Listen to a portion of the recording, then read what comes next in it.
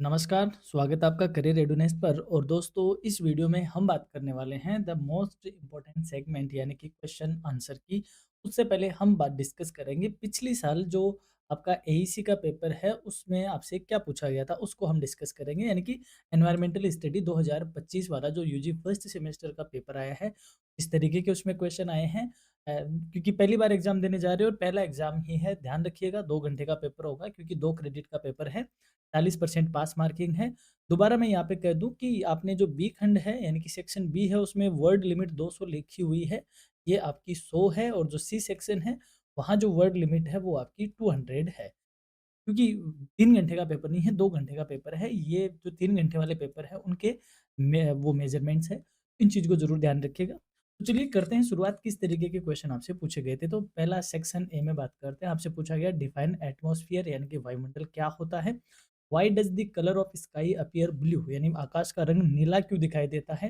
What are biotic factors जैविक कारकों से आप क्या समझते हो? नेक्स्ट क्वेश्चन था डिफाइन फूड चेन खाद्य श्रृंखला को परिभाषित कीजिए। The energy transfer in the ecosystem is not 100% efficient why यानी कि पारिस्थितिकी तंत्र में ऊर्जा का स्थानांतरण 100% कुशल क्यों नहीं होता है? इसके पीछे क्या कारण है? Name any two renewable sources of energy, ऊर्जा के कोई दो नवीकरणीय स्रोतों के नाम बताइए।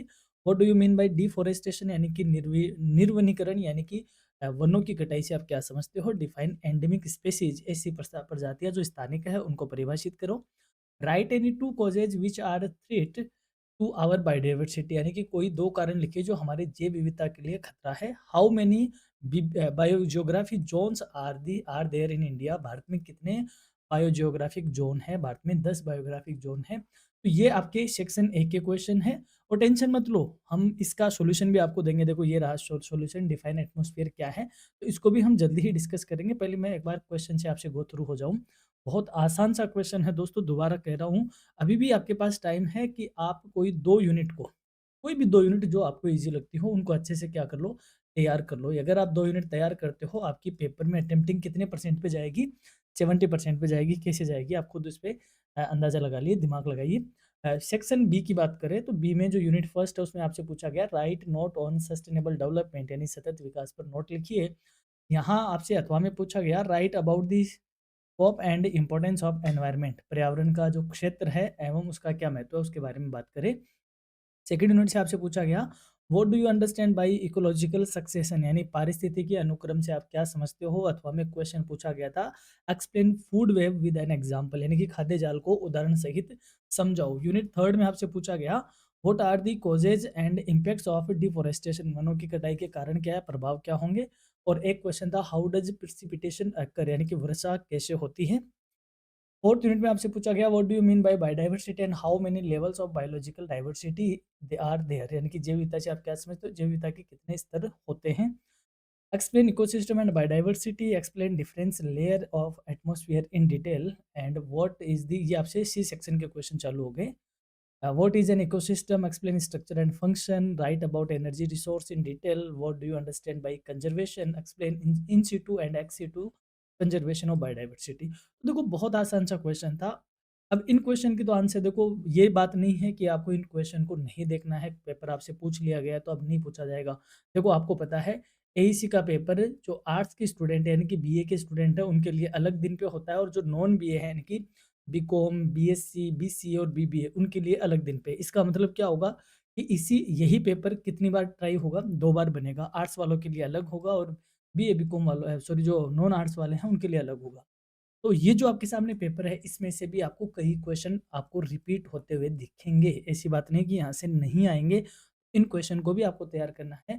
और अगर आप देखना चाहते हो इसकी डिटेल क्लास तो हमने एनवायरमेंटल स्टडीज़ की ऑलरेडी डिटेल क्लास रिकॉर्ड कर रखी है, जिसकी पीडीएफ आपको चाहिए तो हमने वेबसाइट पे डाल रखी है। साथ ही में आपका एनवायरमेंटल एथिक्स भी हमने डाल रखा है। ये अपनी डिटेल क्लास थी, मैं डिटेल क्लास में दोबारा नहीं जाऊँगा। हम अब बात करते हैं इस बार के लिए बनने वाले इम्पोर्टेंट क्वेश्चन की, उसके बाद हम इस पेपर का सॉल्यूशन लास्ट में करेंगे। तो अब आपके लिए कौन से इम्पोर्टेंट क्वेश्चन बन सकते हैं? कुछ क्वेश्चन वही है जो उस पेपर से आए हैं, कुछ हमने अलग-अलग तरीके से आपके लिए डिज़ाइन किए हैं। तो चलिए समझते हैं पहले सारे क्वेश्चन को। डिफाइन एनवायरनमेंट यानी कि पर्यावरण को परिभाषित करो, पर्यावरण क्या होता है? Environment is the sum total of all living and biotic and non living यानी abiotic components that surround and influence human life. पर्यावरण में जीवित और निर्जीव घटकों का वह समुच्चय जो मानव जीवन को चारों ओर से घेरता है और उसे प्रभावित करता है, उसे हम किस नाम से जानते हैं? पर्यावरण के नाम से जानते हैं। What do you mean by sustainable development? सतत विकास से आप क्या समझते हो? ये इंपॉर्टेंट क्वेश्चन है, ये आपको मिलेगा ही मिलेगा। Sustainable development is development that meets present needs without compromising the ability of future generations to meet their own needs। यानी कि सतत विकास वह विकास है जिसमें वर्तमान आवश्यकताओं की पूर्ति इस प्रकार की जाती है कि भविष्य की पीढ़ियों की आवश्यकताओं पर कोई प्रभाव ना पड़े। यानी कि हम आज की जरूरतों को इस कदर पूरा करें कि जो हमारा एनवायरनमेंट है उसको हम क्या करें, बचाए रखें अपने आगे आने वाली पीढ़ियों के लिए, यानी कि उसका हम नुकसान नहीं करें। उसको हम सस्टेनेबल डेवलपमेंट के नाम से जानते हैं। अगला है write any to characteristics of sustainable development. सतत विकास की कोई दो विशेषता बताओ।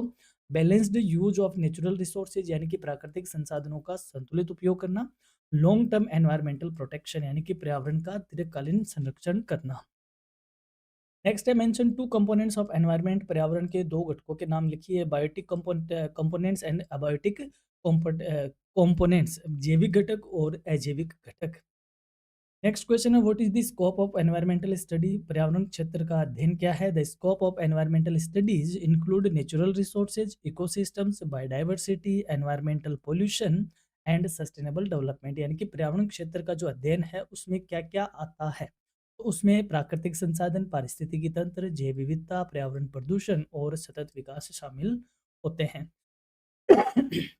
नेक्स्ट क्वेश्चन है write any two importance of environment for human life. मानव जीवन के लिए पर्यावरण का कोई दो महत्व लिखिए। It provide air, water, food and shelter यानी कि यह वायु, जल, भोजन और आवास प्रदान करता है। And it maintains ecological balance, ये पारिस्थितिकी संतुलन बनाए रखता है। नेक्स्ट क्वेश्चन है state two objective of environmental studies. पर्यावरण अध्ययन के दो उद्देश्य बताइए। टू क्रिएट एनवायरमेंटल अवेयरनेस यानी कि लोगों में पर्यावरण के प्रति जागरूकता उत्पन्न करना। And to promote conservation of natural resources, प्राकृतिक संसाधनों के संरक्षण को बढ़ावा देना। ये थे यूनिट फर्स्ट के। अब हम बात करते हैं यूनिट सेकंड से बनने वाले शॉर्ट आंसर टाइप क्वेश्चन की। पहला क्वेश्चन है डिफाइन इकोलॉजी। यानी कि जो भी आपको इंपॉर्टेंट क्वेश्चन दे रहे हैं दोस्तों, इनको आपको अच्छे से तैयार करना है। बार बार एग्जाम से पहले आप इनको तैयार कर लीजिए। पेपर के पूछे गए पेपर का सॉल्यूशन तैयार कर लिए और जो हमारी वन शॉट क्लास है उसको देख लीजिए। उसके बाद मुझे नहीं लगता कि आपको कॉन्फिडेंस नहीं आएगा, आप बहुत अच्छे से कॉन्फिडेंट होकर एग्जाम में अपीयर होंगे। डिफाइन इकोलॉजी, पारिस्थितिकी क्या है उसको परिभाषित करें। Ecology is the branch of science that studies the relationship between living organisms and their environment. यानी कि पारिस्थितिकी विज्ञान की वह शाखा है जो जीवों तथा उनके पर्यावरण के बीच के संबंधों का अध्ययन करती है। नेक्स्ट है व्हाट इज एन इकोसिस्टम। पारिस्थितिकी तंत्र क्या है? An ecosystem is a functional unit where living organisms interact with each other and with the physical environment. पारिस्थितिकी तंत्र एक क्रियात्मक इकाई है जिसमें जीवित जीव एक दूसरे तथा अपने भौतिक पर्यावरण के साथ परस्पर क्रियाएं करने का काम करते हैं, क्रिया करते हैं। डिफाइन फूड चेन, खाद्य श्रृंखला को परिभाषित कीजिए। A food chain is a linear sequence through which energy is transferred from producers to consumers. यानी कि खाद्य श्रृंखला वह अनुक्रम है या वह क्रम है जिसके माध्यम से ऊर्जा उत्पादकों से उपभोक्ताओं तक स्थानांतरित होती है। नेक्स्ट है what do you mean by food web. खाद्य जाल से आप क्या समझते हो? ए food web is a network of interconnected food chains operating in an ecosystem. यानी कि खाद्य जाल पारिस्थितिकी तंत्र में उपस्थित आपस में जुड़ी हुई अनेक खाद्य श्रृंखलाओं का जाल होता है। नेक्स्ट है why is energy transfer not 100% efficient in an ecosystem. यानी कि पारिस्थितिकी तंत्र में ऊर्जा का स्थानांतरण 100% क्यों नहीं होता? ये क्वेश्चन आपके पेपर में भी पूछा हुआ है, अभी भी इंपॉर्टेंट है। Energy transfer is not 100% efficient because a large amount of energy is lost as heat during metabolic activities at each trophic level। यानी कि ऊर्जा का स्थानांतरण 100% कुशल नहीं होता क्योंकि प्रत्येक पोस्ट स्तर पर उपापचय क्रियाओं के दौरान ऊर्जा का बड़ा भाग ऊष्मा के रूप में क्या हो जाता है, नष्ट हो जाता है। यानी कि जो फूड चेन होती है और उस फूड चेन में जितने भी जो लेवल बनते हैं वहाँ पर हीट की वजह से, मेटाबॉलिक एक्टिविटीज़ की वजह से ऊर्जा का कुछ भाग क्या हो जाता है, हर लेवल पे लॉस्ट हो जाता है। इसलिए यहाँ से जो 100% ऊर्जा होती है वो यहाँ पर 100% नहीं पहुँचती। इस वजह से इकोसिस्टम में एनर्जी का ट्रांसफर 100% नहीं होता। नेक्स्ट है डिफाइन इकोलॉजिकल सक्सेशन, पारिस्थितिक अनुक्रमण को परिभाषित कीजिए। देखो कुछ क्वेश्चन रिपीट है, रिपीट जानबूझ के है क्योंकि ये इंपॉर्टेंट क्वेश्चन है, ये आपको इनको पढ़ना है। हो सकता है ये शॉर्ट आंसर टाइप क्वेश्चन में ना मिले आपको, लॉन्ग में मिल जाए या फिर सेक्शन बी में मिल जाए, लेकिन क्वेश्चन ऐसे वापस आपको दिखेंगे। Ecological succession is the gradual and natural change in the species composition of a community over time. पारिस्थितिकी अनुक्रमण वह प्राकृतिक व कर्मिक क्रिया है जिसमें समय के साथ किसी क्षेत्र की जैविक संरचना में परिवर्तन होता है। यानी कि इकोलॉजिकल सक्सेशन का मतलब होता है टाइम के हिसाब से जो किसी स्थान विशेष की जो भी जैविक कंडीशंस है, यानी कि जो स्पेसीज कंपोजिशन है, उसमें जो समय के साथ चेंजमेंट आते हैं उसे इकोलॉजिकल सक्सेशन के नाम से जानते हैं। नेक्स्ट है differentiate between producer and consumers any two, यानी कि उत्पादक और उपभोक्ता में कोई दो अंतर बताए। Producers prepare their own food while consumers depends on the on others for good, यानी कि उत्पादक अपना भोजन स्वयं बनाते हैं जबकि उपभोक्ता दूसरों पर निर्भर होते हैं। Producers from the first trophic level, consumers occupy higher trophic levels, यानी कि उत्पादक प्रथम पोषी स्तर पर होते हैं जबकि उपभोक्ता उच्च पोषी स्तरों पर होते हैं। यानी कि यहाँ पर आपको कॉमर्स वाली लैंग्वेज में नहीं लिखना है कि प्रोड्यूसर वो होते हैं जो वस्तुएं बनाते हैं और कंज्यूमर वो होते हैं जो चीजें खरीदते हैं, नहीं। प्रोड्यूसर वो होते हैं जो अपना भोजन खुद बनाते हैं और कंज्यूमर अपने भोजन के लिए दूसरे पे डिपेंडेंट होते हैं। जैसे प्रोड्यूसर में हम पादपों को रखते हैं तो पादप अपना भोजन खुद बनाते हैं जबकि कंज्यूमर दूसरे पे डिपेंड होते हैं। और प्रोड्यूसर्स फर्स्ट ट्रॉफिक लेवल में आते हैं जबकि कंज्यूमर हायर ट्रॉफिक लेवल में आते हैं। अब बढ़ते हैं थर्ड यूनिट की तरफ। What do you mean by deforestation?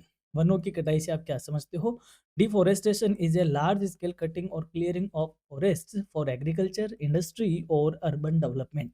वनों की कटाई वह प्रक्रिया है जिसमें कृषि, उद्योग या शहरी विकास के लिए बड़े पैमाने पर जंगलों को नष्ट किया जाता है। उसे डिफोरेस्टेशन या वनों की कटाई या निर्वनीकरण कहा जाता है।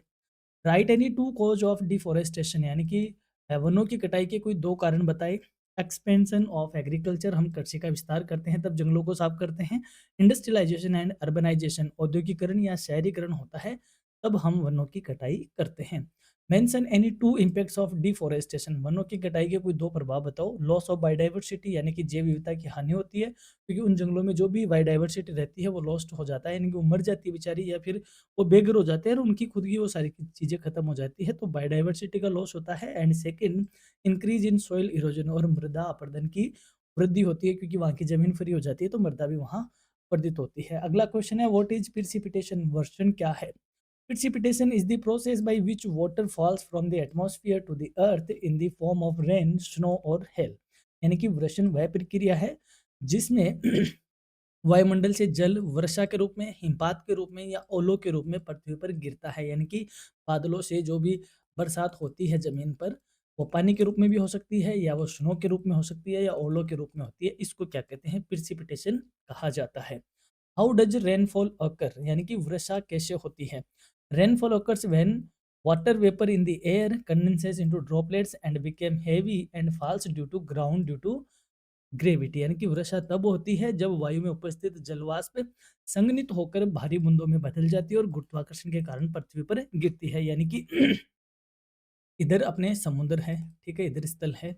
जब स्थल का टेम्परेचर बढ़ता है तो हवा इधर इधर की तरफ चलती है तो जब इधर से चलेगी तो वाटर वेपर होकर हवा में उड़ेगा और ये फिर ऊपर जाके कंडेंसेशन होगा जहाँ पे बादल बनेंगे तो उनमें ड्रॉपलेट्स होंगे और ग्रेविटी के कारण जब वो क्या होते हैं, वायुदाब बनते हैं तो ग्रेविटी के कारण फिर वर्षा जो ड्रॉपलेट्स है वो बारिश के रूप में जमीन पे गिरती हैं। इस तरीके से बरसात होती है।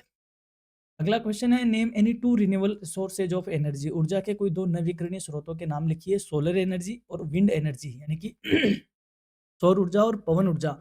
नवकरणीय का मतलब होता है ऐसी एनर्जी सोर्स जिसको दोबारा से क्या किया जा सकता है, बनाया जा सकता है, उसे नवकरणीय ऊर्जा कहते हैं।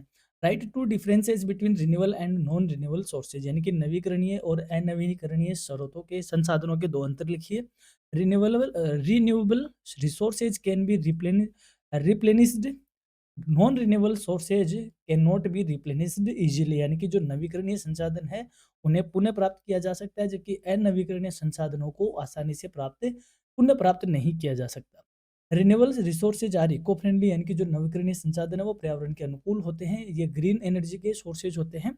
वहीं non renewable sources cause pollution, जबकि अनवीकरण जो संसाधन होते हैं वो प्रदूषण फैलाने का काम करते हैं। ये दोनों में बेसिक डिफरेंस है। अब हम बढ़ते हैं यूनिट 4 की तरफ, जिसमें बायोडायवर्सिटी और कंजर्वेशन की बात होगी। पहला क्वेश्चन है, डिफाइन बायोडायवर्सिटी, जैव विविधता को परिभाषित कीजिए। Biodiversity refers to the variety and variability of living organisms found on the earth, including plants, animals and microorganisms। यानी कि जैव विविधता से तात्पर्य पृथ्वी पर पाए जाने वाले पौधों, पशुओं और सूक्ष्म जीवों की विविधताओं एवं भिन्न विभिन्नताओं से होता है। यानी कि एक स्थान विशेष पर जो भी लिविंग ऑर्गेनिजम्स पाए जाते हैं, चाहे वो प्लांट हो, एनिमल हो या माइक्रो ऑर्गेनिजम्स हो, इन सबको हम क्या बोलते हैं? इनको हम बोलते हैं बायोडाइवर्सिटी। यानी कि उसमें कितने जानवर वगैरह पाए जाते हैं, उनको क्या कहते हैं? बायोडाइवर्सिटी कहा जाता है। अगला क्वेश्चन है, how many levels of biodiversity are there?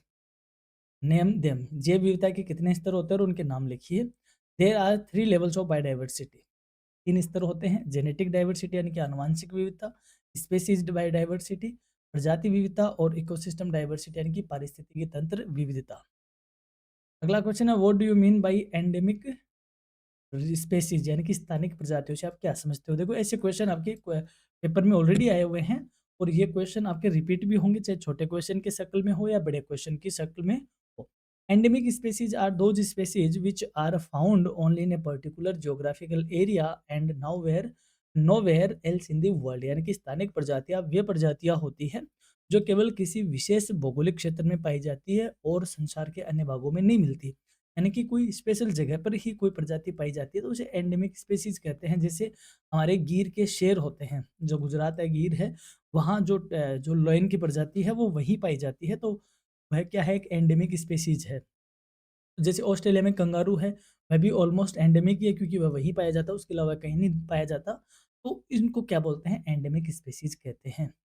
इस पेपर की पीडीएफ आपको डाउनलोड करनी है तो हमारे वेबसाइट पे आप विजिट करिए, वहाँ पर आपको बताइए स्टडी मटेरियल में आप जाओगे तो आपको वहाँ पर सेमेस्टर फर्स्ट का फोल्डर मिल जाएगा, वहाँ पर आप इसकी पीडीएफ डाउनलोड कर पाओगे। और लिंक एज यूजुअल हर वीडियो के, आपको पीडीएफ के लिए भटकने की कोई ज़रूरत नहीं है बच्चों। हर वीडियो के डिस्क्रिप्शन में जैसे आप जाओगे तो आपको ऊपर ही ऊपर वेबसाइट का लिंक मिलेगा, और उस पर आप क्लिक करके आप क्या कर सकते हो? पीडीएफ हर पेपर की डाउनलोड कर सकते हो। नेक्स्ट क्वेश्चन है, write any two threats to biodiversity, जैव विविधता के लिए कोई 2 खतरे बताओ। हैबिटेट डिस्ट्रक्शन यानी कि आवास का हमने विनाश कर दिया। ओवर एक्सप्लॉयटेशन ऑफ रिसोर्सेज, संसाधनों का अत्यधिक विदोहन किया, ये बायोडाइवर्सिटी के लिए खतरे हैं।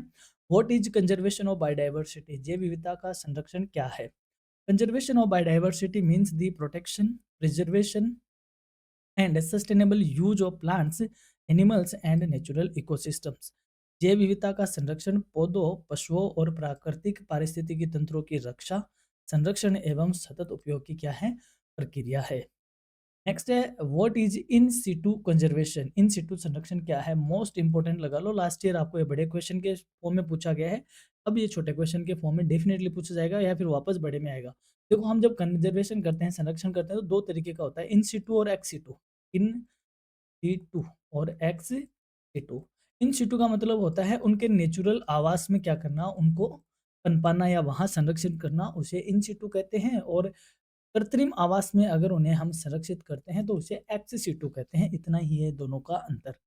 In situ conservation is the conservation of species within their natural habitat such as national parks and wildlife sanctuaries। यानी कि इन situ संरक्षण वह संरक्षण की विधि है जिसमें प्रजातियों को उनके प्राकृतिक आवास में ही संरक्षित किया जाता है, जैसे राष्ट्रीय उद्यान में या वन्य जीव अभ्यारण्य में। वहीं एक्स सिटू की बात करें, आगे आएगा। अगला क्वेश्चन है, what do you mean by ecosystem services, पारिस्थितिकी तंत्र सेवाओं से आप क्या समझते हैं?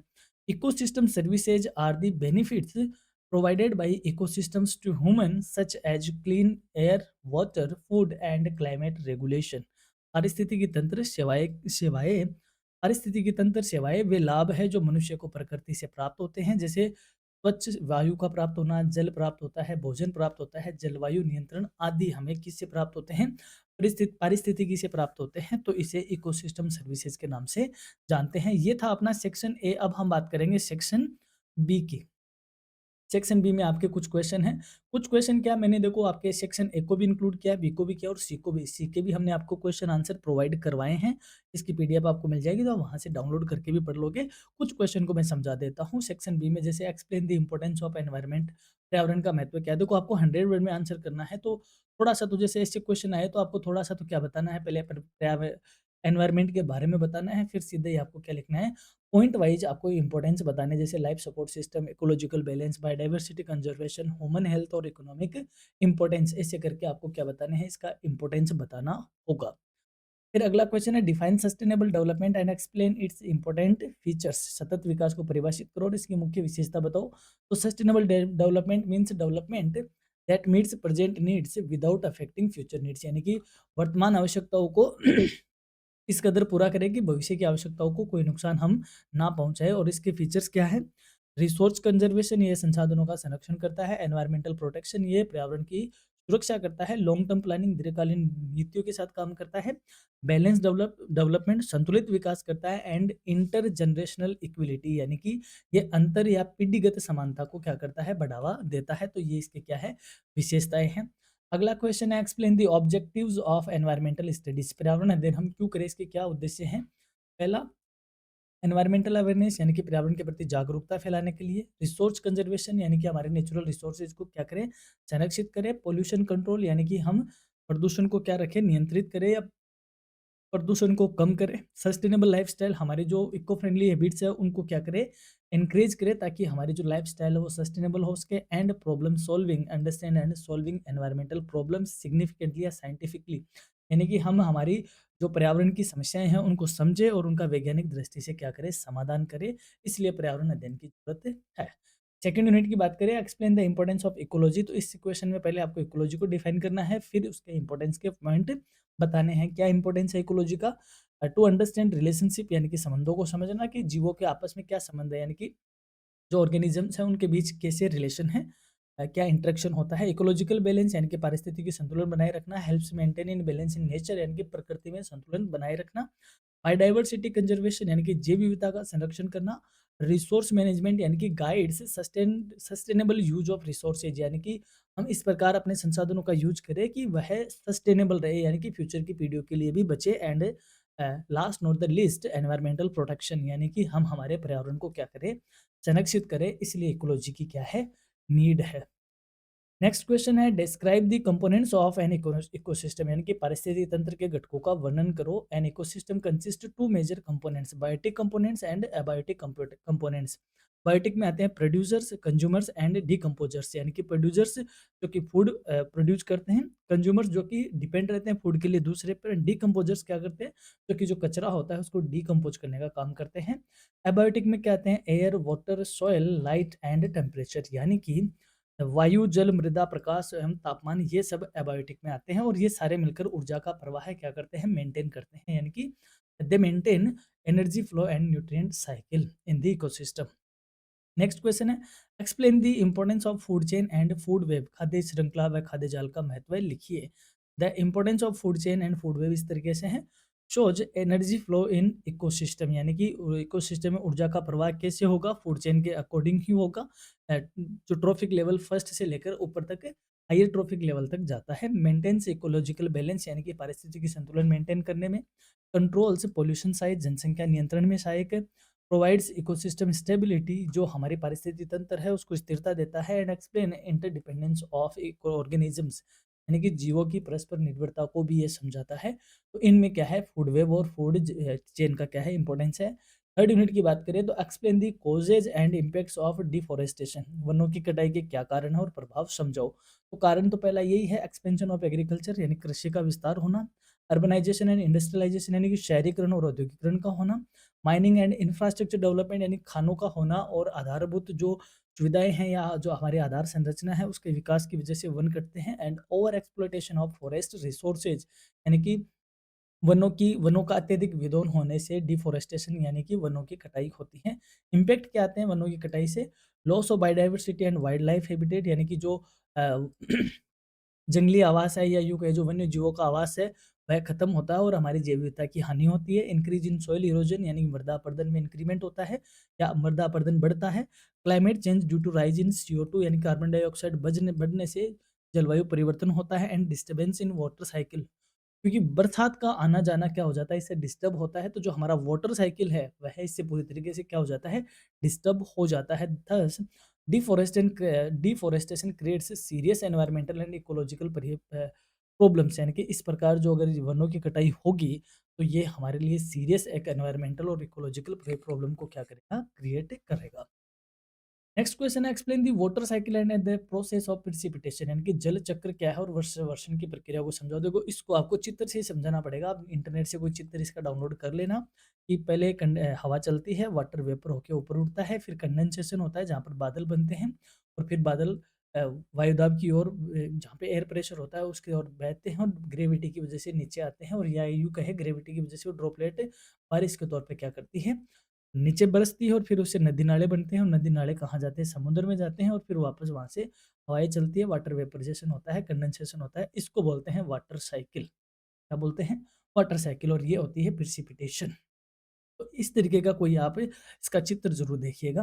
क्वेश्चन इंपॉर्टेंट है, इसको इंपॉर्टेंट ही लगा लो, पिछली बार सिर्फ प्रिसिपिटेशन पूछा गया, इस बार आपसे सारा पूछा जा सकता है। The water cycle is a continuous movement of water on the earth, यानी कि वाटर साइकिल क्या है, पृथ्वी पर जल की निरंतर गति की प्रक्रिया है।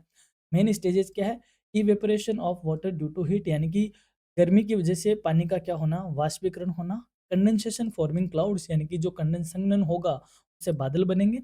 And precipitation as rain, snow और हेल, यानी कि वर्षा, हिमपात या ओलों के रूप में वर्षा का होना या वर्षण होना। Collection in reverse and oceans, और नदियों और तालाबों का या यूं के महासागरों में पानी का स्टोर होना। Precipitation occurs when condensation water droplets become heavy and fall due to gravity, यानी कि वर्षण कब होता है, जब जल की बूंदें भारी हो जाती है और गुरुत्वाकर्षण के कारण जमीन पे गिरती हैं, तो इसे वर्षण कहते हैं। The water cycle maintains water balance and support life on earth, यानी कि जो वाटर साइकिल है वो वाटर बैलेंस को, यानी कि जल संतुलन को बनाए रखता है और जीवन को संभव बनाता है धरती पर। ये इसका इंपॉर्टेंस है। अगला क्वेश्चन है, differentiate between renewable and non renewable energy sources. ये हमने अभी पढ़ा है। रिन्यूएबल को हम क्या कर सकते हैं, कैन बी रिप्लेनिश्ड नेचुरली, यानी कि ये वापस प्राकृतिक तौर पे क्या की जा सकती है, पुनः प्राप्त किया जा सकता है। एग्जाम्पल में सोलर, विंड, हाइड्रो एनर्जी इसके एग्जाम्पल है। एनवायरमेंटल फ्रेंडली है and available for long term use, और ये दीर्घकालीन यूज के लिए क्या है, अवेलेबल है। नॉन रिन्यूएबल की बात करें तो लिमिटेड इन नेचर, ये प्रकृति में सीमित तौर पे है। एग्जाम्पल जैसे कोल, पेट्रोलियम, नेचुरल गैस, ये सीमित मात्रा में है। एंड कोज पोल्यूशन, जब हम इनका विदोहन करते हैं तो इससे जहरीला धुआं वगैरह मार्केट एनवायरमेंट में रिलीज होता है, जिससे पोल्यूशन होता है। एंड एग्जॉस्टेबल रिसोर्सेज, और ये खत्म होने वाले रिसोर्सेज है, यानी कि इनको वापस प्राप्त नहीं किया जा सकता। फोर्थ यूनिट की बात करें तो पहला क्वेश्चन है, define biodiversity and explain it's level. जैव विविधता को परिभाषित करो और इसके स्तरों को समझाओ। Biodiversity refers to the variety of living organisms found on earth, यानी कि जैव विविधता का अर्थ है कि पृथ्वी पर पाए जाने वाले जीवों की विविधता से है। तीन लेवल होते हैं, genetic diversity, species diversity and ecosystem diversity, यानी कि आनुवंशिक विविधता, प्रजातीय विविधता और पारिस्थितिकी तंत्र विविधता। आनुवंशिकी की बात कर लेते हैं, वेरिएशन विद इन स्पेसीज, यानी कि एक ही प्रजाति में भिन्नता का होना जेनेटिक डाइवर्सिटी की जाती है। Variety of plants and animal species, यानी कि विभिन्न पौधों और पशुओं की प्रजातियों को हम प्रजातीय विविधता या स्पेसीज डाइवर्सिटी कहते हैं। And ecosystem diversity, variety of ecosystems like forest and deserts. और पारिस्थितिकी विविधता, पारिस्थितिकी तंत्र विविधता में जैसे वन पारिस्थितिक तंत्र का होना, मरुस्थल पारिस्थितिकी तंत्र का होना, ये क्या कही जाती है, इकोसिस्टम बायोडाइवर्सिटी कही जाती है। Biodiversity is essential for ecological stability and survival of life, यानी कि जीवन के सर्वाइव होने में और पारिस्थितिकी संतुलन बनने में बायोडाइवर्सिटी बहुत जरूरी है। अगला क्वेश्चन है, explain the threats to biodiversity. अभी हमने पढ़ा था छोटे क्वेश्चन में, जैव विविधता के लिए खतरों को बताइए। Biodiversity facing serious threats due to human activities, यानी मानवीय अभिक्रियाओं की वजह से जो बायोडाइवर्सिटी है, जो जैव विविधता है, उसको क्या है, बहुत ज़्यादा खतरा है। जैसे मानव क्या कर रहा है, हैबिटेट डिस्ट्रक्ट कर रहा है, यानी कि अब जो प्राकृतिक आवास है उसको खत्म कर रहा है। डिफोरेस्टेशन, यानी कि वनों की कटाई हो रही है। ओवर एक्सप्लॉयटेशन ऑफ स्पेसीज, यानी कि जो प्रजातियां है उनका अत्यधिक विदोहन हो रहा है। पोल्यूशन दिन रात बढ़ रहा है। क्लाइमेट चेंज हो रहा है। ये बायोडाइवर्सिटी इससे क्या हो रही है, हमारी खत्म हो रही है। ये कुछ प्रमुख इसके खतरे हैं। Explain in Situ and ex situ conservation of biodiversity, most important लगा लो, आएगा ही आएगा, छपने वाला क्वेश्चन है ये। जैव विविधता के इन सिटू और एक्स सिटू संरक्षण को समझाओ। In situ conservation that means conservation in natural habitat, यानी कि प्राकृतिक आवास में ही क्या करना, प्रजातियों का संरक्षण करना। एग्जाम्पल जैसे नेशनल पार्क बना दिया, वाइल्ड लाइफ सेंचुरी बना दी, राष्ट्रीय उद्यान वन्य जीव अभ्यारण्य बना दिया। जैसे अपने रणथंभौर का टाइगर रिजर्व है, नेशनल पार्क की है, एक तरीके से सेंचुरी है। तो जो टाइगर रिजर्व वो एक तरीके से नेचुरल जगह ही तो है टाइगर को संरक्षित करने की। तो वह कौन-सा कंज़र्वेशन कहा जाता है? इन सिटू कंज़र्वेशन कहा जाता है। एक्स सिटू कंज़र्वेशन की बात करें, कंज़र्वेशन आउटसाइड नेचुरल हैबिटेट, यानी कि प्राकृतिक आवास के बाहर संरक्षण करना। जैसे example of zoos, botanical garden, gene bank, यानी कि चिड़ियाघर में हम जानवरों को संरक्षित करते हैं, वनस्पति उद्यान बना के करते हैं। या हम जो ये बायोलॉजिकल पार्क होते हैं वो बनाते हैं, तो ये सारे क्या कहे जाते हैं? एक्स सिटू कंजर्वेशन कहे जाते हैं। दोनों में ये कॉमन सा डिफरेंस है। अब बात करें सी सेक्शन की, तो सी सेक्शन के क्वेश्चन को मैं देखो आंसर नहीं करूंगा। आंसर ऑलरेडी मैंने लिख दिया है, जब आप पीडीएफ पढ़ोगे तो वहां भी है। अगर मैं खामखा इसको पढ़ने बैठ गया तो एक तरीके से ये भी क्लास ही हो जाएगी। ऑलरेडी मेरे ख्याल से ये काफ़ी लंबी हो चुकी है, काफ़ी लंबी अपनी क्लास हो चुकी है, तो इतनी लंबी क्लास नहीं करेंगे। तो देखो सेक्शन सी में मैंने तकरीबन 6 क्वेश्चन रखे हैं। Explain environment and it's component in detail, आपको इसको पढ़ लेना है। दोनों मीडियम में है, हिंदी और इंग्लिश दोनों ही मीडियम में ये क्लास है। Discuss the concept need and importance of sustainable development, most important लगा लो। देखो सस्टेनेबल डेवलपमेंट छपने वाला है, कंजर्वेशन छपने वाला है, ये वो क्वेश्चन है जो आपके आएंगे ही आएंगे। एक क्वेश्चन है आपका यहाँ से, इधर गया भाई, हाँ चौथा question, describe deforestation, its causes, effect and control measure, यानी कि वनों की कटाई के कारण क्या है, प्रभाव क्या है, नियंत्रण के उपाय क्या हो सकते हैं, ये आपको समझाना है। इसके अलावा explain biodiversity and discuss its importance, important question है। जैव विविधता को समझाओ, इसके महत्व पर चर्चा करो, क्या इसका महत्व है। इसके अलावा describe the methods of biodiversity conservation, यानी कि जैव विविधता संरक्षण की विभिन्न विधियों को समझाओ, यानी कि वही इन सिटू कंजर्वेशन और एक्स सिटू कंजर्वेशन। तो आप इनको आराम से पढ़िए, पीडीएफ आपको मिल जाएगी। इसके अलावा अगर आप जानना चाहते हो पिछले पेपर का, यानी कि जो सॉल्यूशन है वो ऐसा है, जैसे मैं अभी यहाँ पे बता देता हूँ।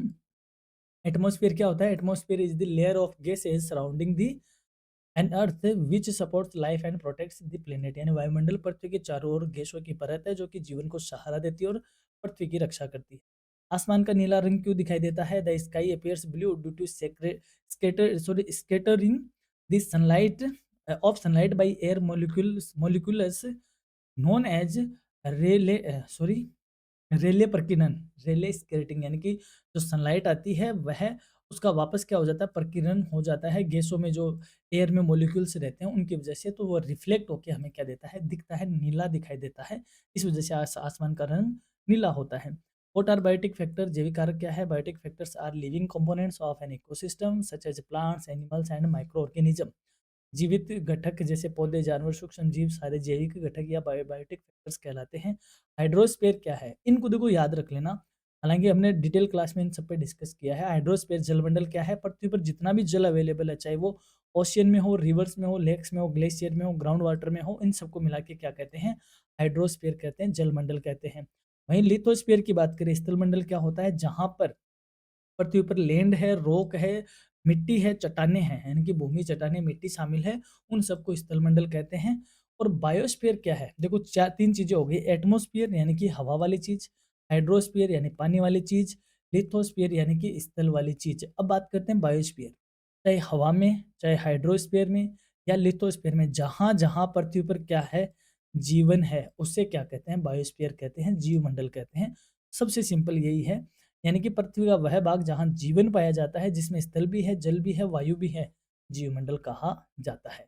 फूड चेन क्या होती है? फूड चेन हमने देख लिया, जहाँ पे एनर्जी का ट्रांसपोर्टेशन होता है। फूड वेव हमने बता दिया, कई सारी फूड चेन आपस में जुड़ी हुई होती है। वाई इज एनर्जी 100% क्यों नहीं होता? क्योंकि हीट की वजह से ऊष्मा क्या हो जाती है? रिलीज हो जाती है। What is ecological succession? एक समय पर जो भी टाइम के हिसाब से स्पेसीज में चेंजेस आते हैं उसे इकोलॉजिकल सक्सेशन कहते हैं। डिफोरेस्टेशन, जंगलों की अंधाधुंध कटाई डिफोरेस्टेशन कही जाती है। रिन्यूएबल सोर्सेज, वही कुछ क्वेश्चन तो ऑलमोस्ट ऐसे कैसे हैं। लैंड डिग्रेडेशन क्या होता है? यानी कि जमीन की जो क्वालिटी है, जो सोइल इरोजन की वजह से, डिफोरेस्टेशन की वजह से या ओवर यूज की वजह से जो उपजाऊपन कम हो जाता है जमीन का, उसे लैंड डिग्रेडेशन कहा जाता है। बायोडाइवर्सिटी क्या होती है? कई सारी वेराइटी एक जगह पे पाई जाती है, जानवरों की या जीवित बायोटिक चीज़ों की, उन्हें हम क्या कहते हैं? बायोडायवर्सिटी कहते हैं। एंडेमिक स्पीशीज़ जो स्थान विशेष पर पाई जाती है, उसे स्थानिक प्रजाति कहते हैं। बायोडायवर्सिटी के सामने खतरे कई सारे हैं, हमने उनका हैबिटेट खत्म कर दिया, पोचिंग यानी कि अवैध शिकार होता है, बायोडायवर्सिटी का खतरा है। ये इंपॉर्टेंट है जहाँ पर मैंने इनके नाम लिख दिए हैं, यानी कि how many biogeographical zones are there in India, यानी कि भारत में कितने जैव भौगोलिक क्षेत्र है? 10 है, 10 के नाम इधर है। Trans Himalayan, Himalayan, Indian desert, semi arid, western Ghat, Deccan peninsula, gangetic plain, north east zone, island zone and coastal zone. ये इंडिया के 10 बायोजियोग्राफिकल जोन्स हैं, इनको जरूर आप याद रखिएगा। हो सकता है यहीं से आपसे एक बड़ा क्वेश्चन पूछ लिया जाए, हालांकि आपके सिलेबस में इनका बड़ा क्वेश्चन हो तो नहीं सकता, लेकिन आपसे नाम ही पूछ ले कि right any 2 biogeographical zones of India, तो कम से कम आप इनके 3 से 5 नाम तो ज़रूर याद रखो, क्योंकि 2 नाम आपसे पूछे जा सकते हैं छोटे क्वेश्चन में। बाकी बड़े क्वेश्चन को बताने की मुझे नीड नहीं है, आप इसकी पीडीएफ पढ़ लेना। और जो अभी डिटेल क्लास आपने नहीं देखी है एनवायरनमेंट स्टडी की, तो मैं आपको यही कहूँगा, पहले डिटेल क्लास देखो, फिर इसके और जो क्वेश्चन आंसर है उनको देखो। आपको डेफ़िनेटली, डेफ़िनेटली, डेफ़िनेटली ये पेपर बहुत आसान लगेगा। और हाँ, एग्ज़ाम के बाद आप यहाँ कमेंट आकर ज़रूर बताना कि आपको किस तरीके से ये क्लास लगी और हमारी क्लास आपको कितनी बेनिफिशियल आपके लिए साबित रही। तो इसी उम्मीद में कि आपने यहाँ तक क्लास देखी है और आप अच्छे से समझ पाए होंगे। हमारी ओर से आपको एग्ज़ाम के लिए बहुत-बहुत शुभकामनाएँ। आपका दिन मंगलमय हो। धन्यवाद।